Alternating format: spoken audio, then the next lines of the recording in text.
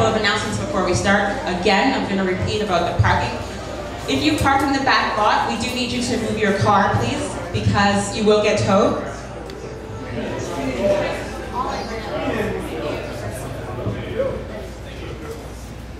Okay.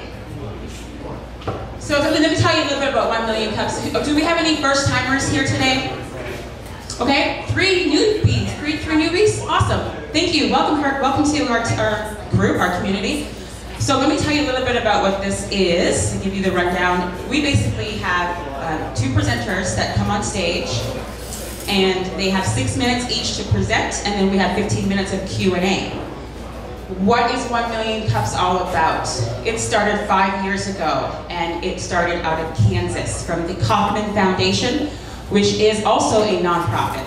The Kauffman Foundation loves entrepreneurship and wants to empower entrepreneurs. So what they did is they came up with the concept of bringing entrepreneurs into a space so that they could meet each other and figure out how they can support each other, build each other up, etc. It started with only about 10 people. I think it was less than that actually. And then week by week, it grew. 1 million cups, you're probably wondering, like, well, what does that mean? It means let's drink 1 million cups of coffee over 1 million conversations. So that's what we're doing. We've probably already surpassed that. So we are now in 172 markets, and it's continuing to grow.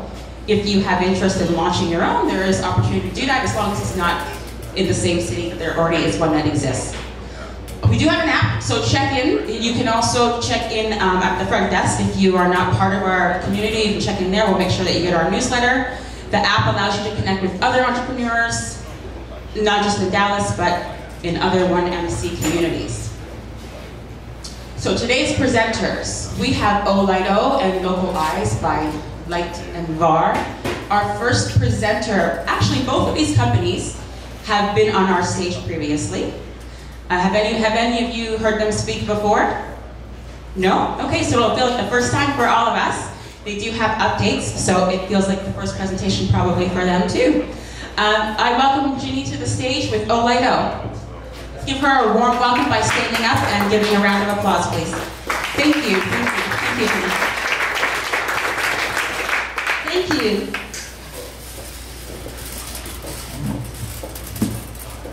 Hi, good morning everyone.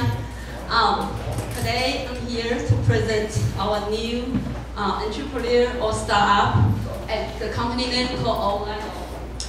OlightO is a building window medium with a patent and a patent pending technology. OlightO is changing out of the home advertising. People will ask, first of all, I would like to know what's the general idea about OlightO. OlightO, with the lighting system, we transfer the premium glass building into most desirable out-of-home advertising opportunities. So will be with our OlightO, it will be the biggest digital animation on the buildings. The most impressive out-of-home advertising you never see.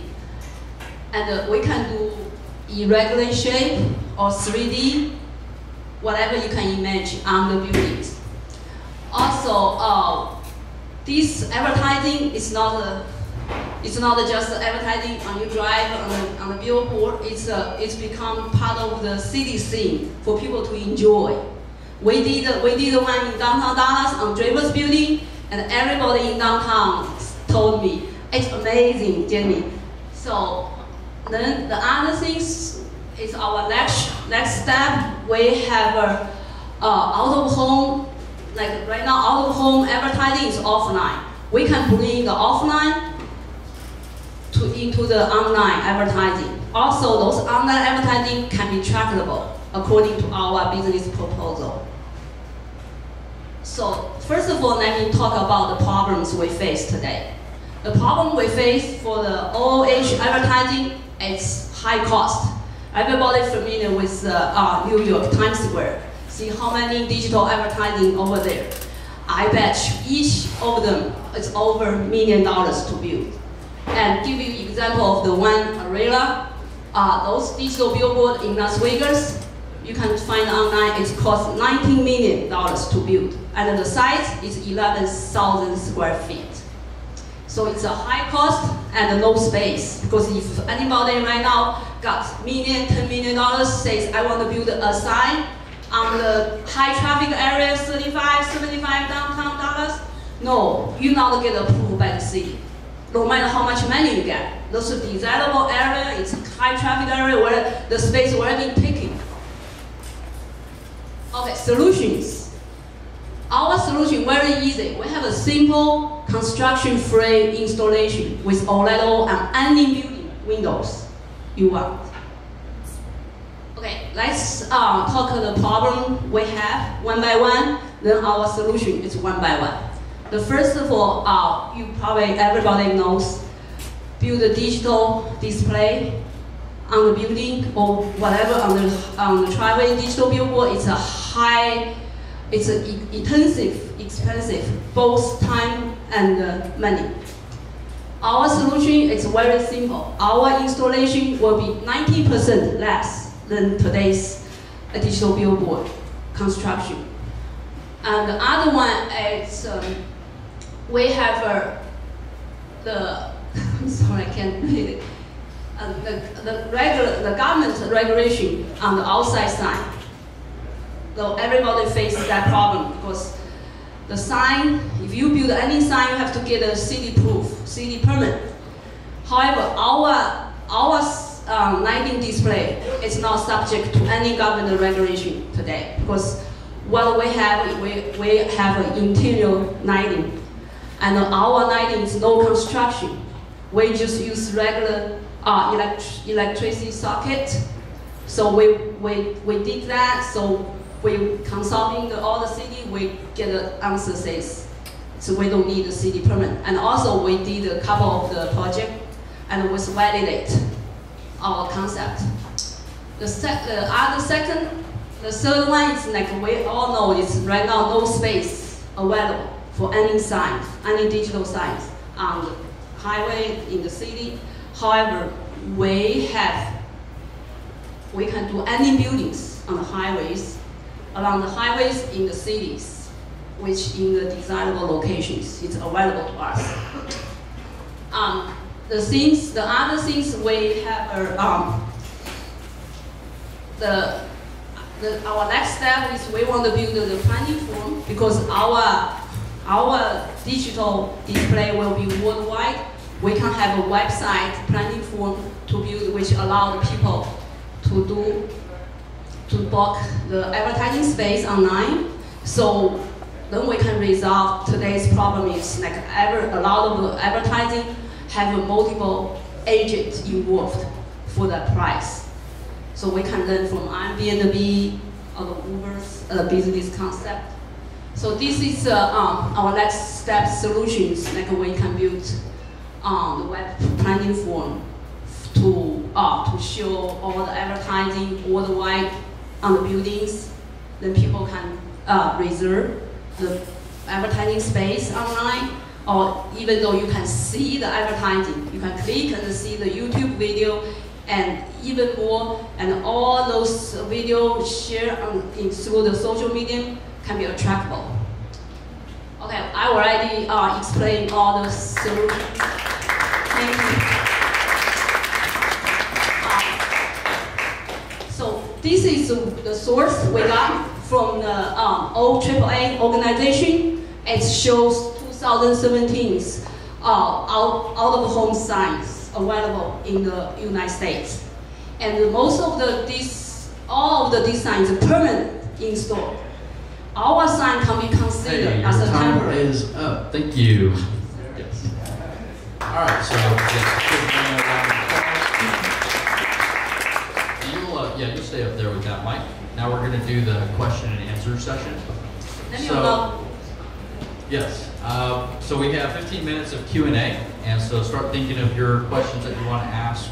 I'll be coming around with a mic. And our first question for the presenter, we always ask is, what can the startup community do for you? And how can the local community here at 1 Million Cups help out with your startup? Oh, sure. The 1 million car has a lot of people coming, so we like the people help us to talk. Then that's the first thing we like to help. And also, we, as I told, we have a website. We need to be built, very professional website. We may find some expertise here, give us some ideas about like web page, website technology, because our expertise is how to build the lighting show design, but with our expertise in the website. Okay, awesome. And I saw a few hands go up, so I'll just come around. And if you want to say your name and kind of what you do before you ask, that would be great. Morning, my name is Wyatt Lukemark. I come to 1 million cups every Wednesday. So that's what I do. So thank you very much. Just to make sure I understand the technology. So when you place that whatever piece of hardware inside on the window, that's going to allow you to do any kind of advertising. So it's not an installation per ad. It's an infrastructure that you can adapt to any new ad through the web and digitally, so you don't have to come back again. Is that correct? Yes, it's just regular LED digital display. Okay. Whatever you see on the highway, whatever you see anywhere. Right. But that infrastructure is put once, and you control it from a remote area to place an ad on it. Yes, correct. And that map that you showed, yes, that had locations around the world, yeah, are these the areas that you have access to some windows in or some buildings? What those maps is our sample, but right now we start from Dallas. We have a building in Dallas, but we're looking for the fund to go worldwide. So this is an aspirational map. This is not what you have today. No, let's just give you the example. We have a location only in Dallas. Sure. But I just showed you we can do any buildings. Here, this is we already proved our business concept. We did the advertising for the Maverick, for the North Texas Tollway, for Baylor University. That's what we did for the in downtown Dallas. But the things in downtown Dallas, I need to mention about that. This building called the Dravers Building. It's a 1401 Elmer Street. And this building was built in 1960, 63, 64. Was the tallest building in Southwest at that time, and it's a historic, considered as a historical preserved building. But we did advertising on that building, which means our lighting system can do any buildings, even though historical preserved building, which is a lot of this kind of building in Europe. But nobody can really do anything on that buildings, but we can. Hey there, Jenny, is that right? Yes. Jenny, good job, thank you. My name's Michael. I'm not in the advertising business, so I don't know much about it. But it seems to me that a suggestion for your presentation, yes, because advertising is about imagination and images, yes, I would try and recast your presentation to be very much about images of advertisements that you've already done or ones that you might do. Yeah. So you can really inspire people and people can really see what you're talking about. So I think that would be one thing I'd suggest in the presentation. And you just showed us those examples of the North Texas, of the ones you've done locally. Yeah. So I would show those early so people can see, we've already done this is what we're doing, and people can then imagine all the other kind of things. So you've already gotten some success, and then you can talk about how to scale it and build it. That would be one suggestion I would have for just telling your story. Sure, thank you. Hey, this is Todd Bloom, I do design. Hey Jenny, can you explain actually the technology of the suction cup and the LED and how it works? I don't think maybe people conceptually understand it. Sure. So our technology, very basic way, just like Todd mentioned, here you can see we install our like lighting show on the Baylor University's building, and also this remind me we can create another business. What it does is we have a digital LED inside the suction cup. So each LED is addressable and controlled by different color and animation with our control system. So we put the suction cup on the windows, that's why we have no construction work. We just basically put the suction cup line up as the matrix. And our control system is wireless synchronized. So we don't use any tool, any screw, or any glue. Our control system is communicate each other, the box communicate each other wirelessly. So that's why we not damage the buildings. So every building owners welcome to our OlightO technology. So far in Dallas, we probably have more than 20 buildings told us, yes, we like to try. The problem is we don't have enough lights to support all the building which they want for lighting show. Over here. My name is Ryan. Yes. I'm with LocalEyes. I'm presenting next. My question is kind of two-part. What is the feasibility of scaling this to mobile or residential areas? In the mobile aspect, I'm thinking city buses, tour buses, anything with large window sides. What's the feasibility of going mobile with it? And then on the residential side, I think about the little shine LED Christmas lights that people do. Yes. What's the feasibility of going residential for decorative purposes on this? Is it cost effective to do either of those, mobile or residential? Well, our technology and those lights can easily apply on the residential windows for Christmas night or any bars windows. But right now, we just focus on the big, giant buildings because I think that's our first goal, try to reach. And the other things are just like if for the residential and the bus, that's the product. We decided, we discussed this internally in our company. Finally, we decided our business strategy is we keep the product to use for ourselves. We're not going to sell the product.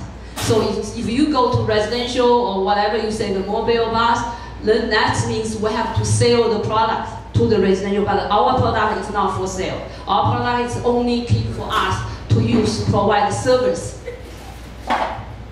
Thank you. Hi, Anish here. Yeah. Two questions. One, are there suction cups on the outside of the building?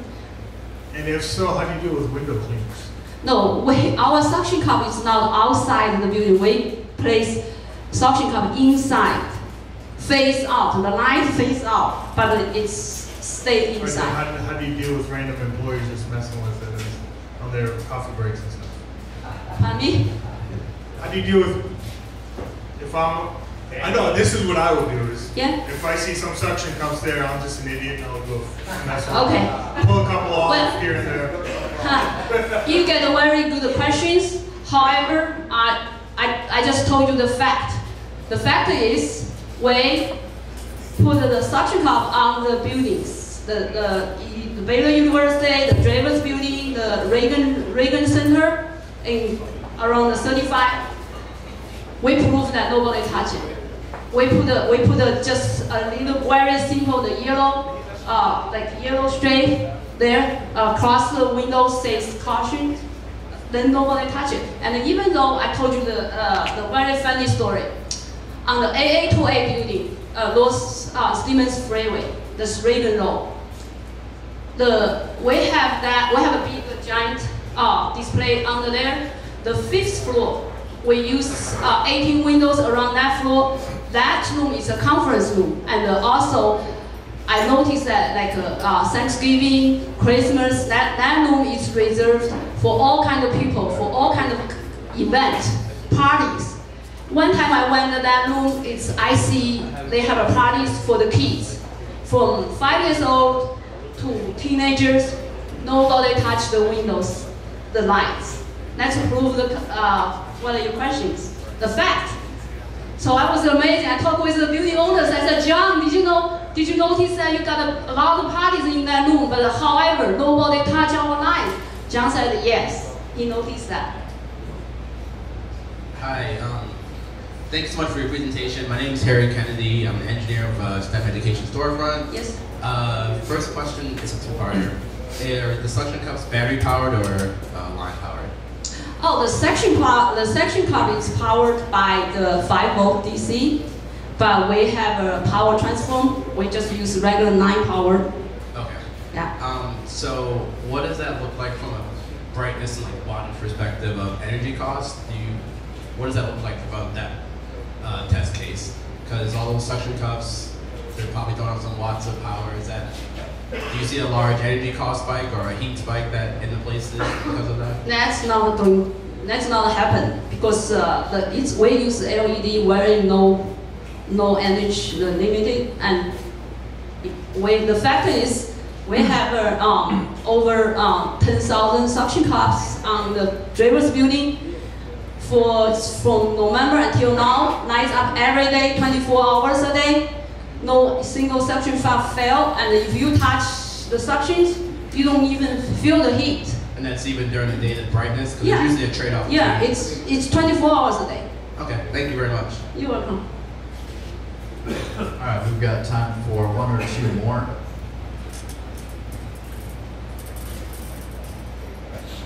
Hi, my name's Greg. I'm in consulting, and I was wondering, what do one of these units look like? You know, like on the inside of the building, if it was on one of these windows, what does it look like? Do you have a picture of that or an idea of how invasive it is or how destructive it is to someone's view if that's their office?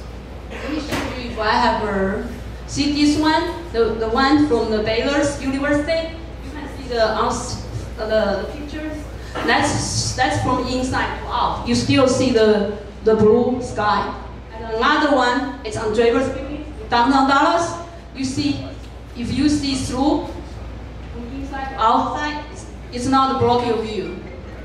And of course, it's not block the lights. And also, you're welcome to check the YouTube. You put OlightO, you can see all the videos and the images we put on the YouTube right now. You're welcome. One more hand up. Yeah, hi Jenny, my name's Grant, I'm with LCRG and I work in commercial building space. So great. I'm curious, can the LEDs be viewed through window tint? Because most office buildings have window tint on the inside. Yes. So is that a problem? I don't know if Davis has it or not. You need clear glass, or is it okay if it's tinted? Oh, you got good questions. Actually, doesn't matter. We tested all kind of glasses we can use, but for example, the AA2A building, it's a smoke from outside, but for inside it's that. Because give you an example, all those film and tent, it's block the sun, block the light from outside to go through inside, but it's not block anything from inside to outside.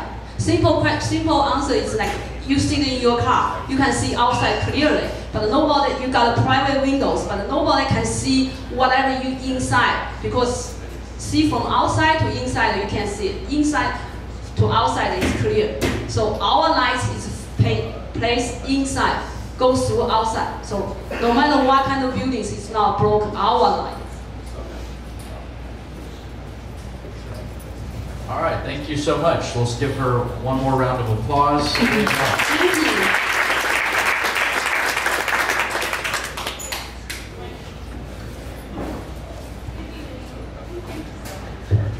Okay, this is the moment that's sort of like a halftime before we bring up the next presenter, but it's not a lengthy one. It's really about 2 minutes. If you are standing up, feel free to grab a seat here. Nobody has claimed them, so you're welcome to be more comfortable sitting with our group. Otherwise, if you want to stand where you are, that's cool too. So we want to thank our sponsors. This venue, the Dallas Entrepreneur Center, is basically donated to 1 Million Cups. We are a separate nonprofit from them, so they are hosting us in their space. So round of applause for everybody. Thank you. That's for the deck. And they also have free co-working space on Wednesdays after 1 Million Cups, so you are welcome to hang out afterwards, but it's only really this back wall here, the white tables in the back. And it's on a first come, first served basis. And then we also want to thank Michael. Michael is our videographer. He basically donates his equipment and his time and his filming skills, and he posts, he's in the back there. You want to give us a wave, Michael?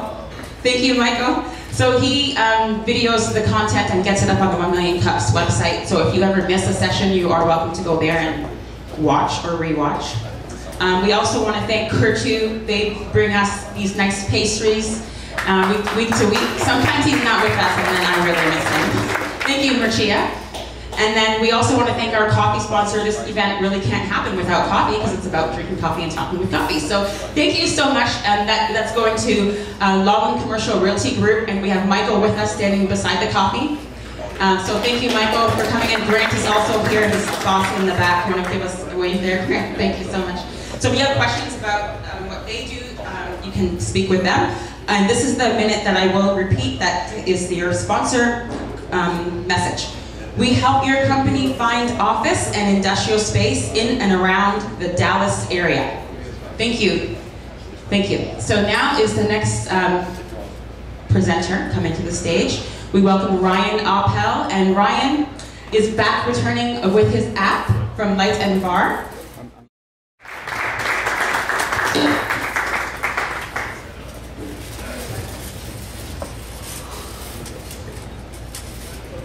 All right, thank you.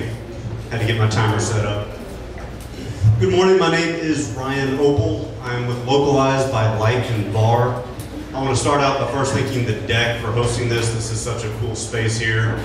And then thank you 1 Billion Cups for having me back to present a second time. I first presented about 2 years ago, and it really is an honor to be invited back. So thank y'all for coming. LocalEyes. It's the product of an idea I had about 2.5 years ago. My wife and I went on vacation to Breckenridge, Colorado. Over the course of a week, I found myself frustrated with the limited functionality, the limited usability of the standard review sites and traditional social media. On several instances, I found that what I was really looking for was the ability to ask a question to a local. And it would be even better if that local shared the same food preferences that I did, or like the same activities that I did. I just had no way to find them without having a previous connection on traditional social media, and then review sites didn't really let me look for the local reviews. It just is free for all with everybody. So we came home from that vacation, having zero coding experience. I took a class online, and about 6 months later, to really my astonishment, Apple approved my first submission, and LocalEyes was released on the App Store initially on January 26, 2016. The very next day, Facebook announced that they were going to be shutting down Parse, which was the back-end server that I had built this on. It was really nice for a guy like me who had no coding experience, and then they announced they were shutting it down the day after my app was released.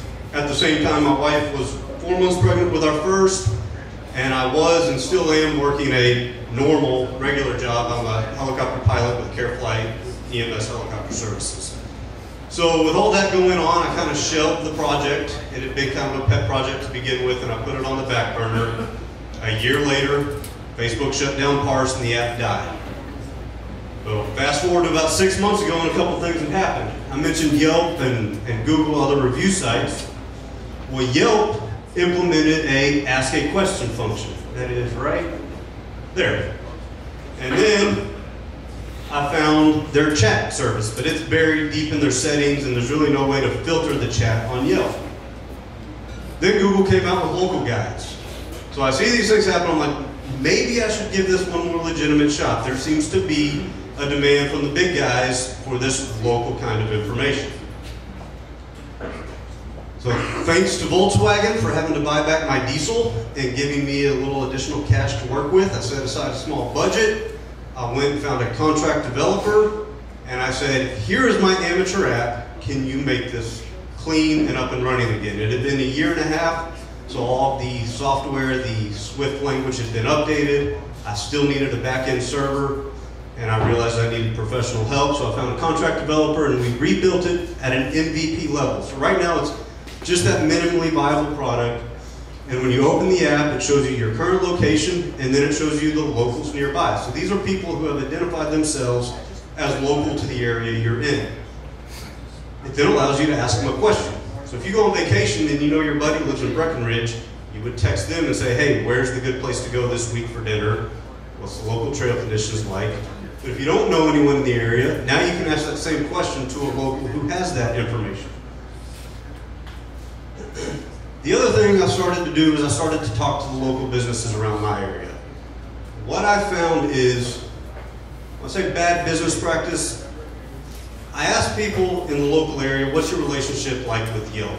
And consistently I got the answer that Yelp is more of a necessary evil. They can't really do business without it, but it's not necessarily the best thing that they want. There's really no way for these local businesses to promote their regulars, for the people that are local to the area, and then you can believe either side of the story that you want, but whether or not Yelp alters the reviews based on advertisement, I just found that there really wasn't a strong relationship between the small local businesses and Yelp.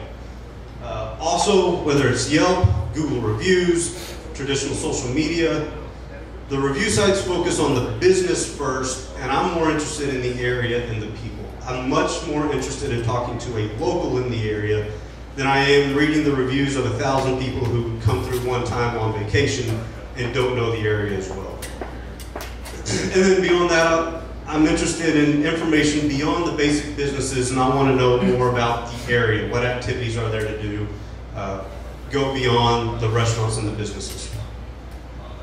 So what's next?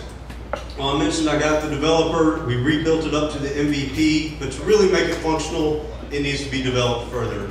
We need to improve the geolocation queries criteria, meaning right now it's just very basic. I'd like to flesh that out and make it to where you can search those locals based on their food preferences and activities and interests.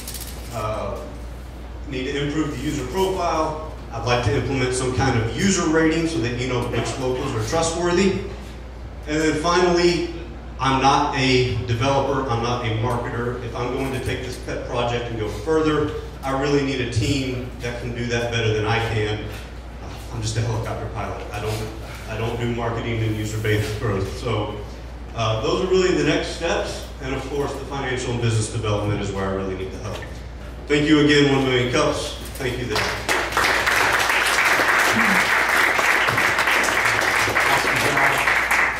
Great presentation and exactly on the 6-minute mark, so thank you. So our first question for you that we always ask is, what can the local community do for you? And yeah, take that however you want. Yeah, of course. I try to implement a little bit of that into the presentation, but really what I'm looking for is either validation or criticism of the idea. This was a pet project from the beginning. It just came from an idea on vacation. I had zero experience in the coding and the business and all of that, and it was something fun to do. As an EMS helicopter pilot, my schedule is much like a fireman.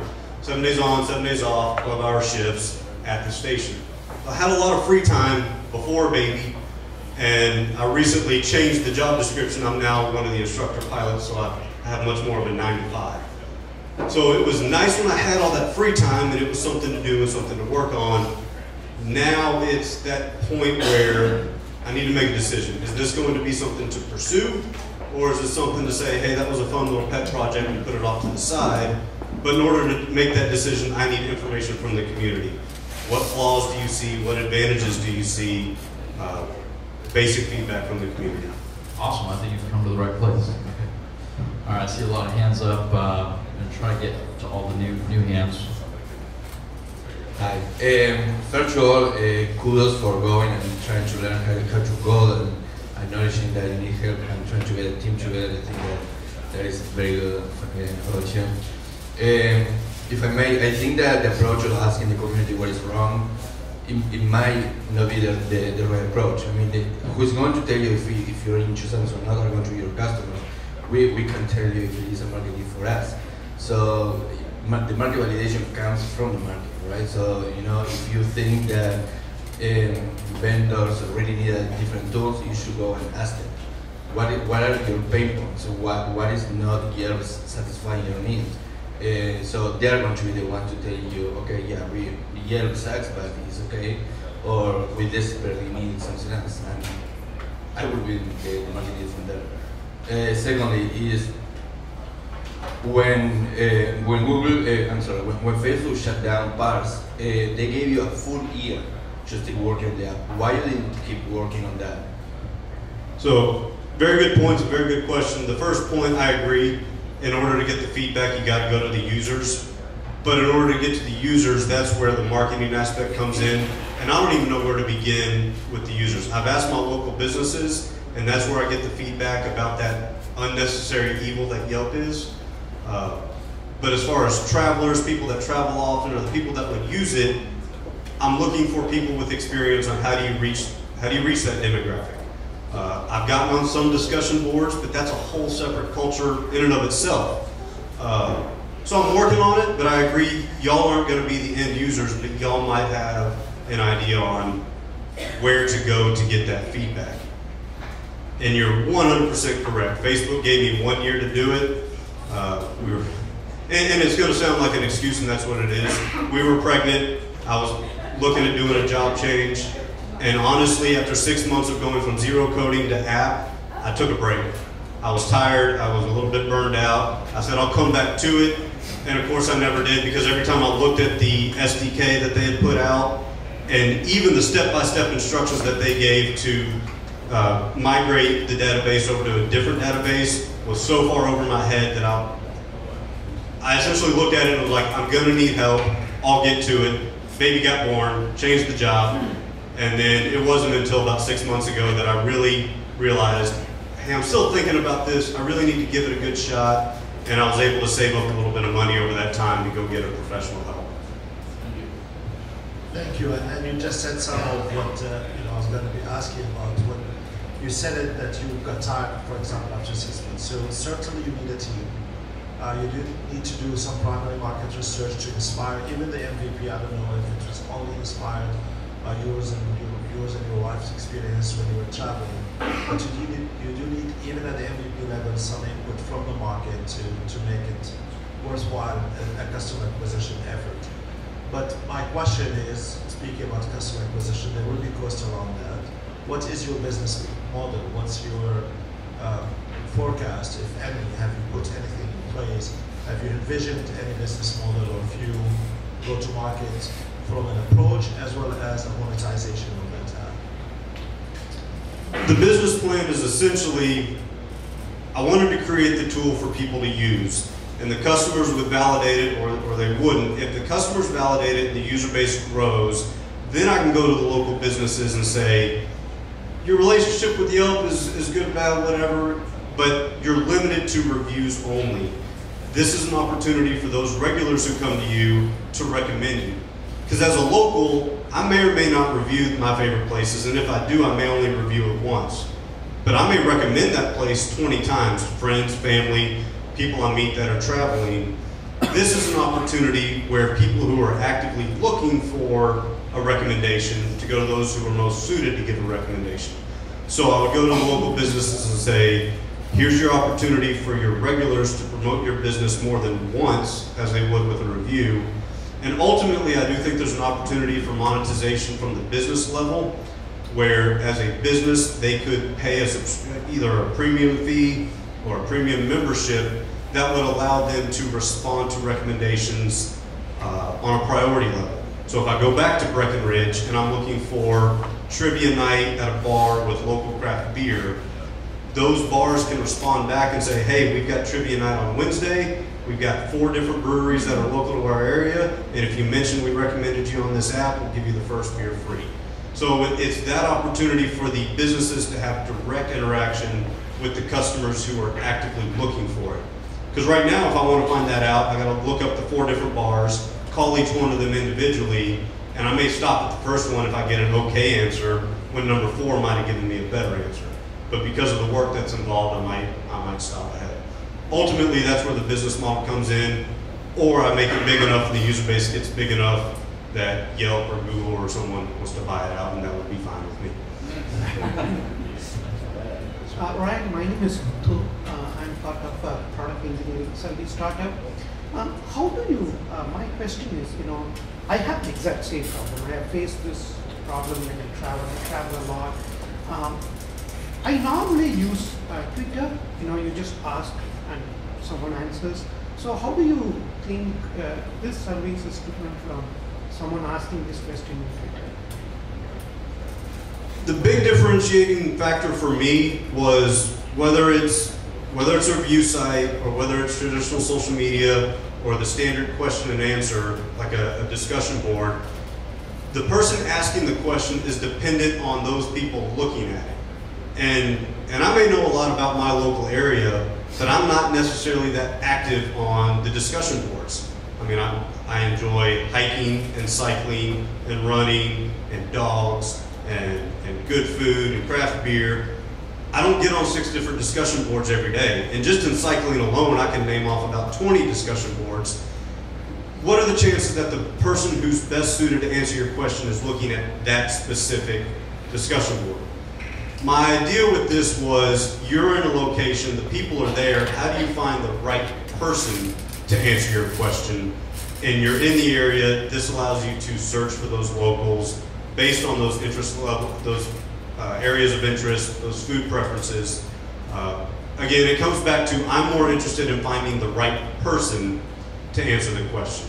Because I know somewhere out there in Breckenridge, there's a guy like me who likes to go running and biking and likes sushi and whatnot. I want to know his input, not the input of someone else. So that, to me, that's the big differentiating factor that I'm trying to capture.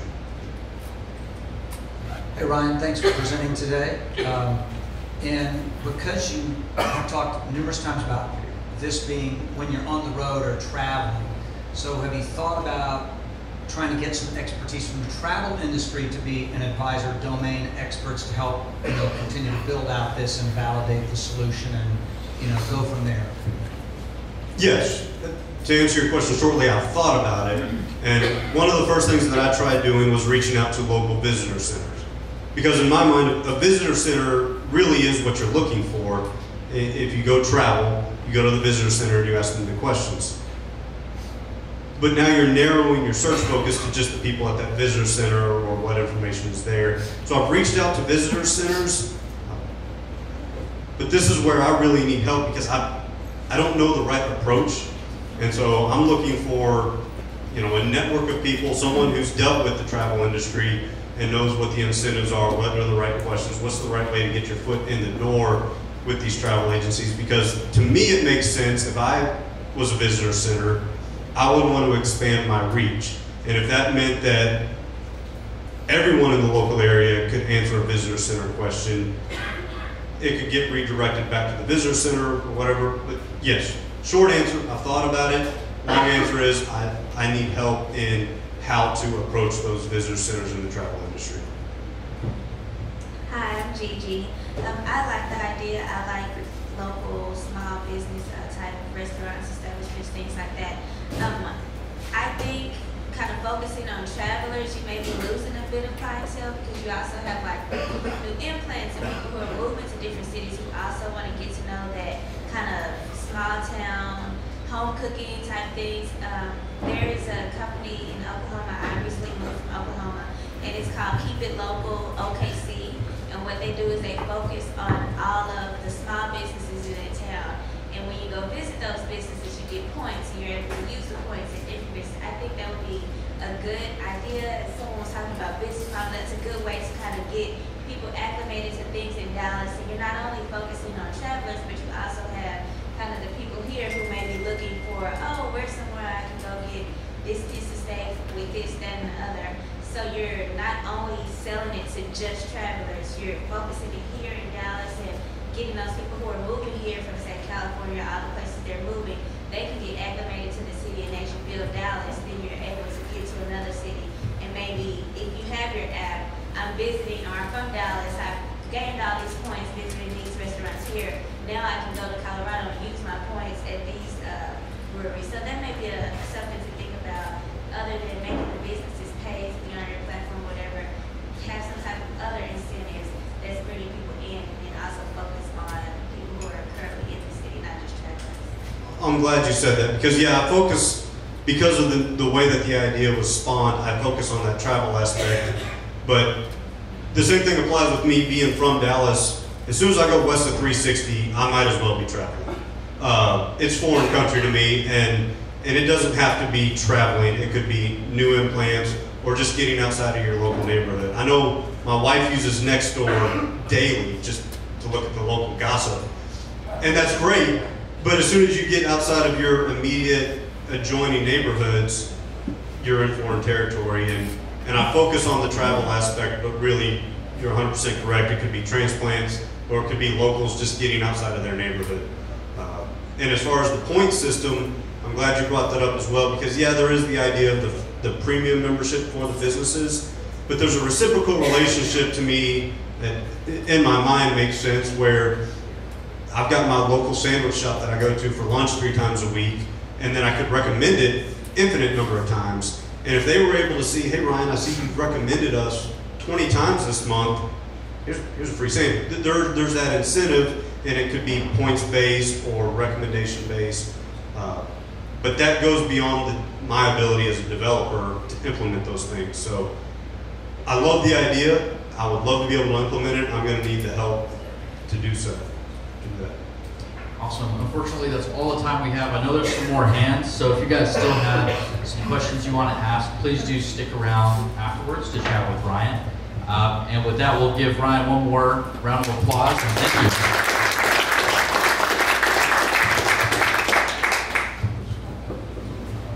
That was great, thank you. So here's where we wrap the show, and you are welcome to stick around for a little longer. I want to mention that Dallas Startup Week is coming up April 2nd to 6th, and there's going to be a ton of different locations, so it's not just in the city of Dallas, but it's actually going to be all over the Metroplex. So to stay informed, just go to DallasStartupWeek.com, and you'll get all the information there. I also want to mention that we've been talking about new 1 million cups popping up in other areas. We've told you about Frisco, we've told you that you can also apply if you want to at these other branches, including Fort Worth. And we've also mentioned that Arlington is preparing to get a group together and launch there. I also want to let you know that Plano has a plan to kick off a 1 million cups as well. So if you are in North Dallas, or you live in Plano or Frisco, you might want to find out about what they have going on as well. And it's actually going to be in City Central. And Rachel came today, so she and I have met face to face. Rachel can give a wave in the back. She's the one launching 1 million cups Plano. So if you have interest in getting involved, perhaps as a volunteer, she'd be happy to engage with you today. Or later, if you decide to reach out later. So yeah, that's it today. Thank you guys so much for coming. We look forward to seeing you next week. Same time, same place. Thank you.